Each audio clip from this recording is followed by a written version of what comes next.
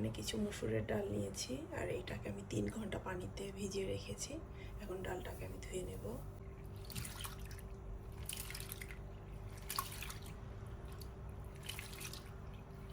পানিটাকে ঝরিয়ে নেব।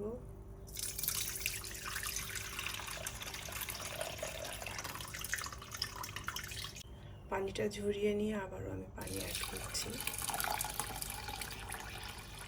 ঠিক একইভাবে আমি বারবার ডালটাকে ধুতে থাকবো যতক্ষণ না পানিটা পরিষ্কার হয়। আমার ডালটা কয়েকবার ধুয়ে নিয়েছি, তারপর পানিটা এখন পরিষ্কার হয়ে গেছে, আর ধোয়ার প্রয়োজন নেই। এখন পানিটাকে ঝরিয়ে তারপরে আমি প্রেসার কুকারে বসিয়ে দিব। আমি ডালটাকে প্রেসার কুকারে সিদ্ধ করে নেব, এতে করে খুব তাড়াতাড়ি আমার ডালটা সিদ্ধ হয়ে যাবে। আপনারা চাইলে এটা হাঁড়িতেও করে নিতে পারেন। দিয়ে দিচ্ছি ধুয়ে রাখা ডালগুলো, দিয়ে দিলাম মোটা করে কেটে রাখা পেঁয়াজ কুচি, রসুন। ডালটা তাড়াতাড়ি সিদ্ধ হওয়ার জন্য আমি দিয়ে দিচ্ছি কিছু লবণ, আর দিচ্ছি অল্প করে কিছু তেল। এতে করে বলক উঠে ডালের যে ফেনাটা ওঠে এটা পড়ে যাওয়ার সম্ভাবনাটা একদমই থাকে না। এই রান্নায় আমি কি কি উপকরণ ইউজ করছি সেটা ভিডিও ডেসক্রিপশনে দেওয়া থাকবে পরিমাণ সহ, আপনারা চাইলে দেখে নিতে পারেন। এখন এর মধ্যে আমি দিয়ে দেব পানি।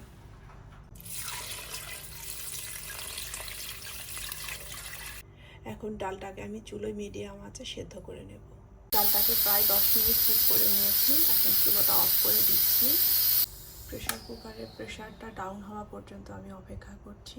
এটা যতক্ষণ না পুরোপুরি নর্মাল হচ্ছে টেম্পারেচারটা, ততক্ষণ প্রেসার কুকারের এই লিডটা খোলা যাবে না, এটা অ্যাক্সিডেন্ট হতে পারে। প্রেসার কুকারটা এখন পুরোপুরি ঠান্ডা হয়ে গেছে। আমার এটা ঠান্ডা করতে প্রায় 20-25 মিনিট লেগে গেছে। যদি ডালটাকে ঘন বা আরও পাতলা করতে চান, ঘন করলে এই অবস্থায় ঠিক আছে, আর যদি পাতলা করতে চান তাহলে গরম পানি অ্যাড করে দিয়ে আরও কিছুক্ষণ ফুটিয়ে নেবেন, তাহলেই হয়ে যাবে। দিয়ে দিলাম আদা বাটা, জিরের গুঁড়া, হলুদের গুঁড়া। ডালটাকে আমি ঠিক এইরকম ঘন রাখবো, যার কারণে আমি এই পর্যায়ে একটু দিয়ে দিচ্ছি পানি, মশলাটা কুক হওয়ার জন্য। আর আপনারা যদি পাতলা করতে চান তাহলে এই পর্যায়ে আরও বেশি করে পানি অ্যাড করবেন। এখন আর ঢাকার দরকার নেই, এই অবস্থায় আমি ডালটাকে কুক করে নেব। এটা ফুটে উঠাবো।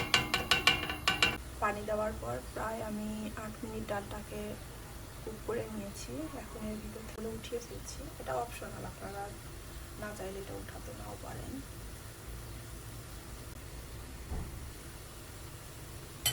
ডালটা হয়ে গেছে। আমি কিছু কাঁচা আম নিয়েছি আর সেগুলোকে খোসা ছিলে নিয়েছি।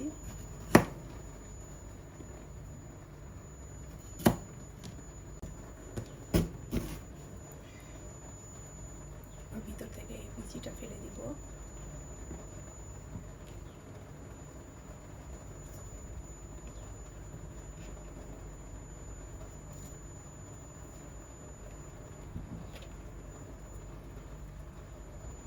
এখন অন্য একটা চুলোয় প্যান বসে দিয়েছি আর চুলোর আঁচ মিডিয়ামে রেখেছি। এর মধ্যে দিয়ে দিচ্ছি তেল। তেলটা গরম হয়ে গেছে, এর মধ্যে দিয়ে দিচ্ছি শুকনো মরিচ। মরিচটাকে একটু ভেজে নেব। মরিচটা হয়ে গেছে, এটাকে আমি সরিয়ে রাখছি। মধ্যে এখন আমি দিয়ে দিচ্ছি পেঁয়াজ কুচি,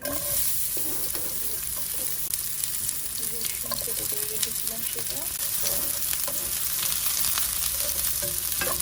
এখন এটাকে একটু পেঁয়াজটা ভাজা হয়ে গেছে, এখন দিয়ে দিলাম পাঁচফোড়ন, ভেজে নিলাম। পাঁচফোড়ন দেওয়ার পর 2-1 মিনিট আমি ভেজে নিয়েছি। এখন এটা থেকে খুব সুন্দর একটা ফ্লেভার আসছে। কেটে রাখা কাঁচা আম,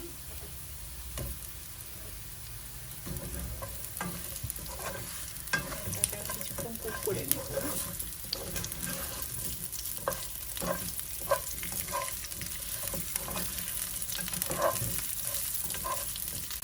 2-1 মিনিট কুক করার পর আমটা সিদ্ধ হয়ে গেছে। এটা যদি, যেহেতু আমার আমগুলো অনেক কচি আম, এটা কুক হতে খুব একটা সময় লাগেনি। যদি বড় আম হয় সেক্ষেত্রে আপনারা চাইলে এভাবে না করে ডাইরেক্ট ডালের মধ্যে দিয়ে সিদ্ধ করে নিতে পারেন। এখন এর মধ্যে আমি দিয়ে দিচ্ছি ডাল। ডালটা খুব সাবধানে ঢালতে হবে, আদারওয়াইজ যেহেতু গরম এটা ছিটে গিয়ে একটা দুর্ঘটনা ঘটার সম্ভাবনা থাকতে পারে। দিচ্ছি। এ পর্যায়ে অবশ্যই চেখে নিতে হবে লবণ বা ঝালের পরিমাণটা ঠিক আছে কিনা। আপনারা চাইলে কাঁচামরিচটাও অ্যাড করতে পারেন। আমার বাসায় যেহেতু কেউ ঝাল খেতে পারে না, যার কারণে আমি শুধু শুকনো মরিচটা ভেজে এটা আলাদা করে রেখেছি, পরে খাওয়ার সময় আমি অ্যাড করব।